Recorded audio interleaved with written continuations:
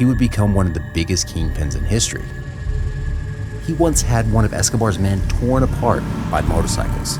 He had outsmarted and outlived Escobar, but had arrived in an all too similar situation.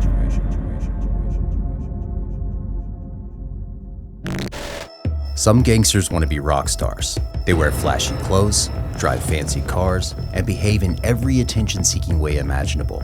But some other gangsters are just down to business, the worst kind of business. Elmer Bacho Herrera never appeared in any interview. In fact, apart from his now famous mugshot, there are no pictures of Bacho either. But his actions under the Cali cartel speak volumes. He created an unprecedented network for selling Colombia's snow in the US, and it took years and years for the DEA to get to him.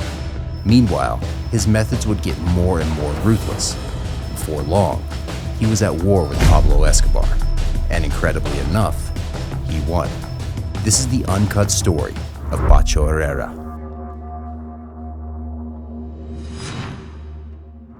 Elmer Herrera was born on August 24, 1951, in the Colombian town of Palmira. He went on to study technical maintenance in high school. Around that time, he had one dream: to get to the United States. For Colombia in the 1960s, it seemed like the US was where all the money was being made and where all the young people with high aspirations should be heading. So when he was 22 years old, Elmer, or Bacho, packed his bags and flew to the United States, where he got a job as a mechanic with the degree he had gotten in high school. Soon enough, he was also a jeweler and a precious metals broker. Then, he started trafficking jewels. But that wasn't enough either. Looking left and right for bigger opportunities and ways to make quick cash, he stumbled upon the illegal substance trade. Colombian snow was a huge hit in 1970s America, and Bacho took advantage of the situation. There was something else he took advantage of. In the 1970s, the DEA, or the Drug Enforcement Administration, kind of promoted the sale of snow over opiates. Wait, what? Well, you could say the DEA opted for putting their resources into stopping the sale of more destructive substances like opium and heroin, but that was just the official reason.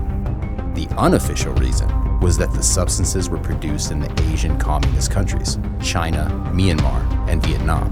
The US was at war with Vietnam and communism at the time, so it was more of a political decision. Nevertheless, this worked in the traffickers' favor. Among them was Bacho. In 1975, he was arrested for the first time in New York City. He'd sold a small amount of Colombian snow. 4 years later, the very same thing happened, but he was released again. The police might regret their decision for releasing Herrera back in 1979. Before long, he would become one of the biggest kingpins in history, and his cartel would own 80% of this illegal trade around the globe. In 1983, Bacho decided to go back to his home country. After all, it was Colombian snow that was selling fast in the US. He knew that if he wanted to make it big, he'd have to take it up a notch. But there was an issue. He was gay. And well, the world of thugs and gangsters in the 1980s could be fairly homophobic, but Bacho didn't care. He wanted to climb the ranks of Colombian mafia at any cost. It might be worth noting that unlike his portrayal in the Netflix series Narcos, Bacho Herrera wasn't necessarily openly gay. In fact, he was pretty private about his personal affairs throughout his life. It was in a book called La Patrona de Pablo Escobar, written by Colombian journalist Jose Garnizo, that Bacho was described as one of the very few homosexuals who climbed high in the pyramid of the mafia. And climb high he did. With his charm and excellent knowledge of the New York City Mafia, he earned the admiration and support of two notorious brothers, Miguel and Gilberto Orjuela Rodriguez. Soon this group became known as the Cali Cartel. They operated from the city of Cali, Colombia, and distributed in New York. But Bacho wanted to aim even higher. Slowly but surely, he built a huge network in the United States. The Cali Cartel was selling in Vancouver, Los Angeles, Houston, Quebec, and Atlanta, just to name a few cities. This network wasn't just unprecedentedly large. It was built in such an ingenious way that it went under the DEA's radar for years. Bacho established his headquarters in New York City. After all, he lived there for quite some time, and he knew its mafia as well as anyone could. Then he proceeded to create cells, separate supply chains operated by a supply manager reporting to Jorge Alberto Rodriguez, Gilberto's son. These were made to appear completely disparate, standalone. So if the police busted one, they couldn't connect it to the other ones and to the whole network. This went so well that the Cali Cartel became the 400 Cartel, a much larger structure that controlled almost all distribution of illegal substances in the United States. By now, Pacho had established process sites in the remote jungles of Peru and Bolivia. Then came to the money laundering. Indeed, Pacho Herrera was good at math, business, and always wanted to expand. By the late 1980s, he had established numerous phony companies, and with Gilberto's help, who had infiltrated the corrupt National Bank, Pacho could launder all the money he wanted. Now Cali Cartel owned banks, hotels, and even football clubs. They made $8 billion every year, and Pacho himself owned a 14-story compound. Not exactly modest, but hey. It seemed like Pacho Herrera, the kingpin of the Cali Cartel, was invincible. So what stopped his ravenous climb? It was the late 1980s in New York City. Two small traffickers got into a fight over a woman they were both involved with. Needless to say, they had guns. So when they started fighting, several people lost their lives. As soon as he realized what he had done, the shooter ran to Pacho Herrera. He desperately wanted protection. He just killed Pablo Escobar's men. When Escobar learned about this incident, he declared that he wanted the shooters dead, as he usually did in these types of situations. This was a direct request to Pacho, whose men had led the attack, but Pacho refused. He was going to protect his employee. So Escobar said, "Then this is war, and I'm going to kill every one of you sons of bitches." By 1990, the Cali Cartel and the Medellin Cartel were at an all-out war. It was going to be a bloody one. In 1988, an explosion destroyed an apartment building in which Escobar's family was hiding. He had sent them there particularly because he was at war, and he wanted them to be safe. Now they weren't safe anywhere. They'd survived the bomb, but many others died. On September 25, 1990, Pacho Herrera was enjoying a soccer game when Escobar sent a squad of 20 killers dressed as policemen to open fire on the crowd where Pacho stood. 18 people died, but Pacho wasn't among the victims. Interestingly enough, this was when Pacho Herrera finally became a public name. Suddenly, people all over Colombia and the US were talking about him. Who was this man that Escobar wanted dead so badly? But Pacho was a private person, and he'd made it abundantly clear over the years. So when he started getting some spotlight, he retreated back into the belly of the business: math, strategy, and money laundering. He let the Rodriguez brothers do the fighting. Just 1 year later, a large group of hooded gunmen wearing pink bracelets ambushed Pacho at a resort, leaving another pile of innocent people dead. 17 people lost their lives, and 13 people ended up in the hospital with gunshot wounds of various severity. Twice in a row, Pacho Herrera emerged unscathed from the conflicts, but he wasn't going to let Escobar win this war.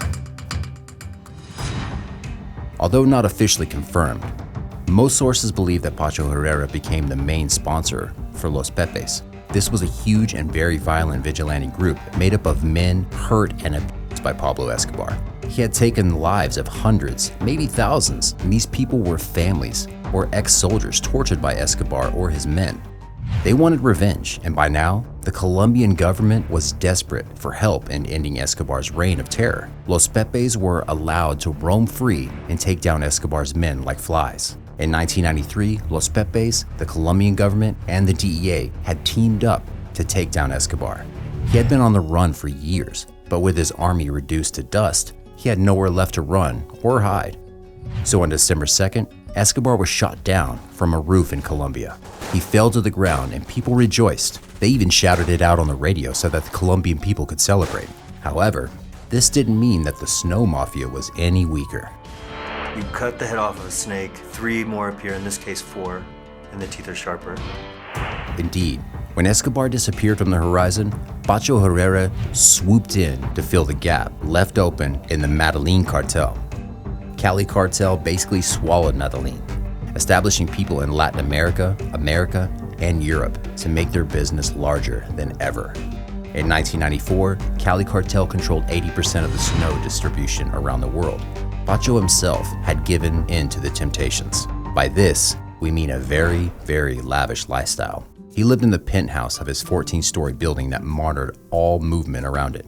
He had multiple jacuzzis and 70 cars, including a bulletproof Mazda. All of his floors were made of white marble, and his furniture contained white leather. By now, he wasn't just the cold and calculated criminal that went up the ranks of the American mafia. He was the rock star too.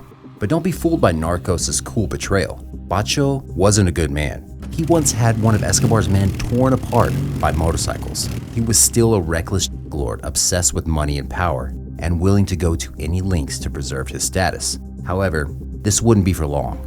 In the mid-1990s, the DEA declared war on the Cali cartel. They arrested its people one by one, and Pacho was the last one. On September 1st, 1995, he surrendered to the DEA, knowing he had nowhere left to run. He had outsmarted and outlived Escobar, but had arrived in an all-too-similar situation. He was sentenced to 14 years in prison, but he wouldn't live long enough to be released. Once in prison, Pacho changed his lifestyle. Since he couldn't be a lavish gangster anymore, he devoted himself to his lifelong passion, football. He became the sports organizer in prison and sponsored its football tournaments. He also started studying towards a bachelor's degree in business administration. For what it's worth, it seemed like Pacho Herrera was turning his life around. And why not? He was only 47. But there was an issue.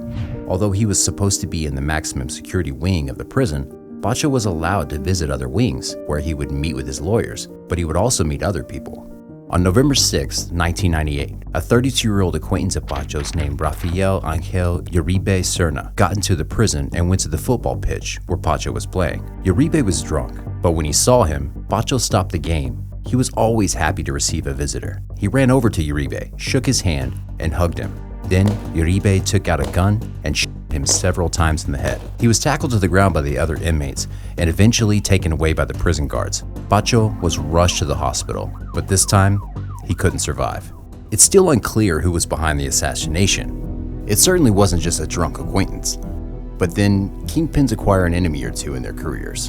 In an ironic twist, Uribe himself was assassinated in 2009. Hey, thanks for watching. Remember to give this video a thumbs up and subscribe for more. See you next time.